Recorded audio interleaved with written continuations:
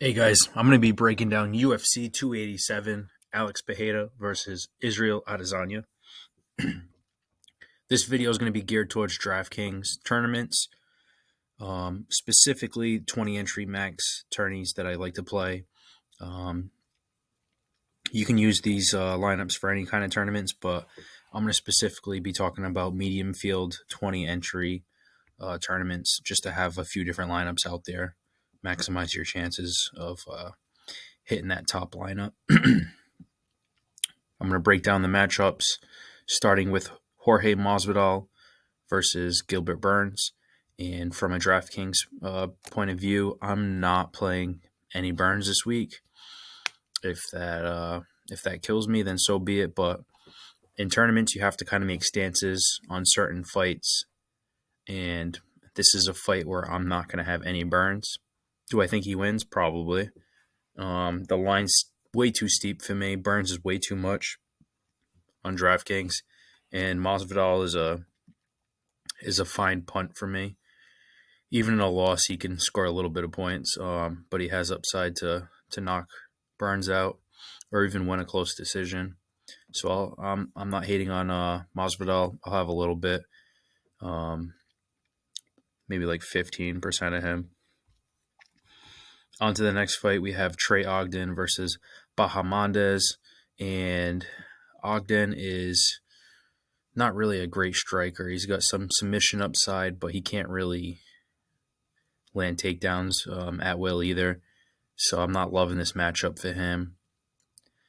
He doesn't really get finished though, so I'm not hating on the price tag. If people want to go this route in cash, I don't hate it because I really don't see him getting finished. I see him losing this fight, but I don't hate this punch shot for a cheap play if you want to go top heavy.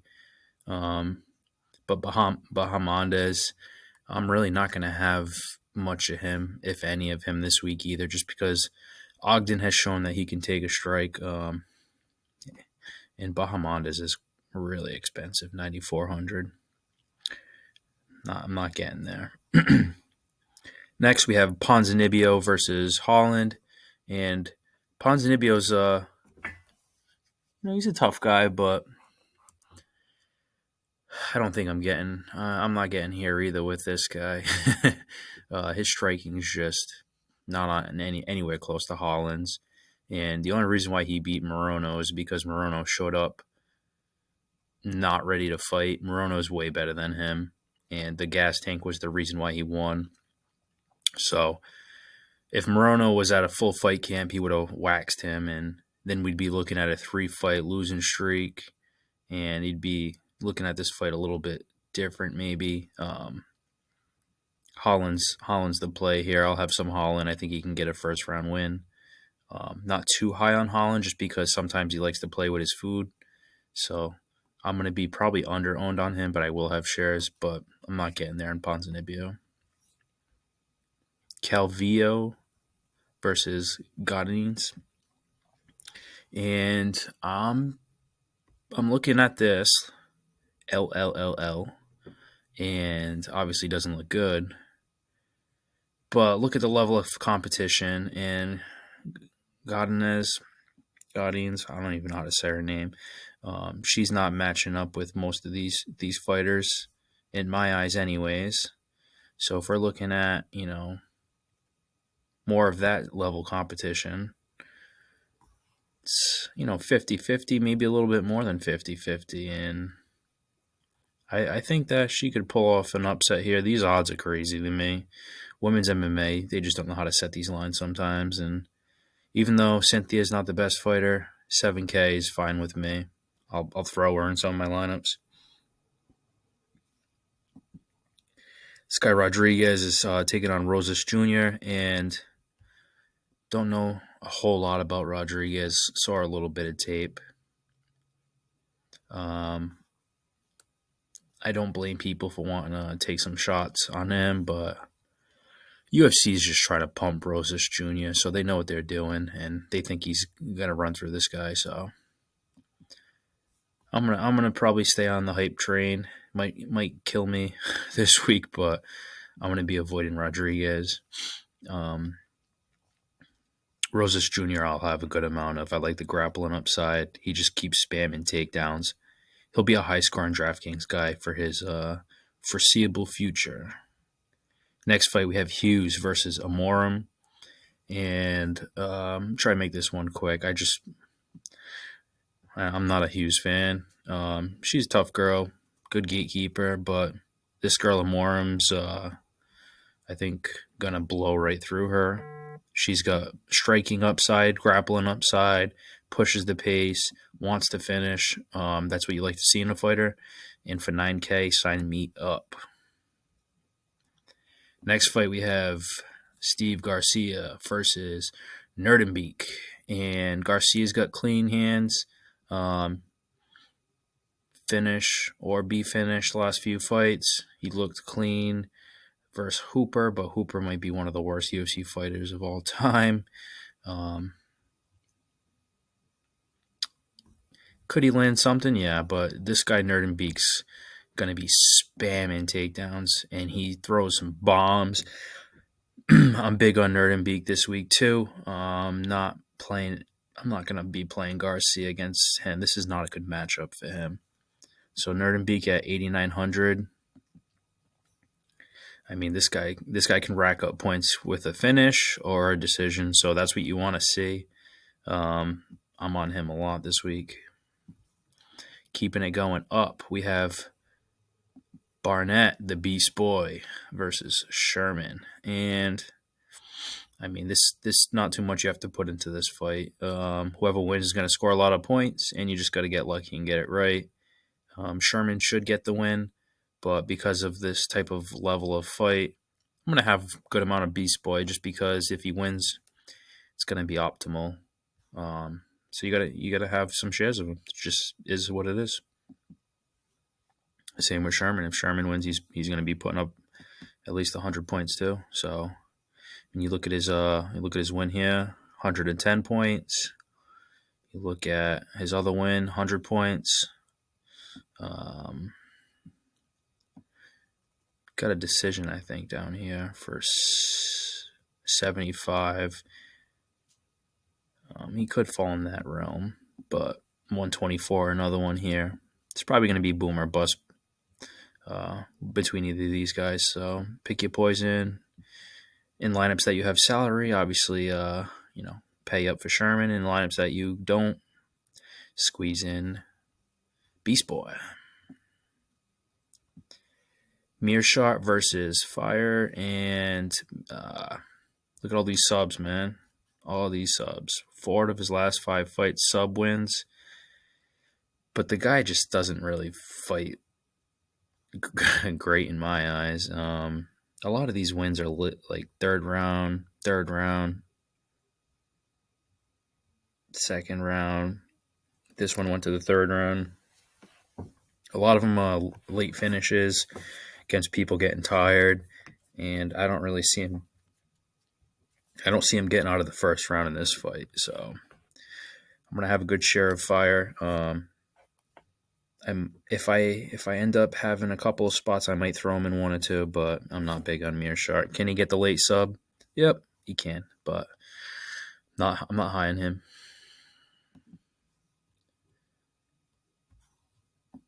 Michelle Waterson versus Pinheiro, and Michelle Waterson is someone I like this week, actually. I don't know. Depending on how the lineups play out, I don't know if she's gonna be can possibly even find the optimal lineup just because of like the way she fights. But if you look at like some of her 3-round wins, 76, 76, 83. I mean, Vincent, she was garbage, but 103, 93, and 102. So she can score between 70 and 100 points. More likely to finish somewhere between 75 and 85 points if she gets the win. And I think this is a winnable fight for her. So I do like I do like her this week, and I'll be on her, and I'll have 0 shares of Pinheiro. Yeah, next fight. We have my guy Rob Font, repping Mass, versus tough Adrian Yanez. And this is not going to be an easy fight for either of these men. Font has clean hands. His jab is filthy. He can pop that thing and make your day miserable. And this is a big step up in competition for Yanez. He's shown that he can take a shot. And this is going to be an exciting fight. These guys can throw. Rob Font's last 2 fights, he's got 2 L's, but I mean, he's fought Aldo and Vera back to back. He had a win against Vera back in the day too. His last few wins, Garbrandt, Morales, Simon. Like this guy can fight. He can score. 7,700 is a great price. You're gonna want to have a good amount of Rob Font this week, and I've got a little bird in my ear that's telling me he's gonna be mixing it up this week, and we're gonna see more wrestling than we have in the past few fights. So do with that as you will. Maybe if you get some prop bets out there for takedowns, if you can get like over half a takedown or over. I'm not sure what the line would be because he's only got 1 takedown in his last 2 fights, but those were 5-round fights. And then in his 3-round fights, he's got 0, 1, 2, 0, 1, 0, 2. So they might set it at 1. But if they try to get cute and set it at half a takedown, jump all over that because he's going to be mixing it up. And even if you can get over 1 at plus money, then I like that too. But back to DraftKings, Rob Font. I like him this week, and I think he can pop the jab. This is probably going to be going to a decision or a late stoppage in my eyes because these guys are both tough, can take punches, and they're probably going to be pushing each other for the 15 minutes. They're both good fighters, so I don't really see a finish here, even though they both throw hard enough and have good enough hands to get them. They're both equally as tough. So I think Rob Font is probably going to win a decision here. If he can mix it up and get like 2 or 3 takedowns, I can see him scoring like 90 points and being a great play this week. So Rob Font, let's get it.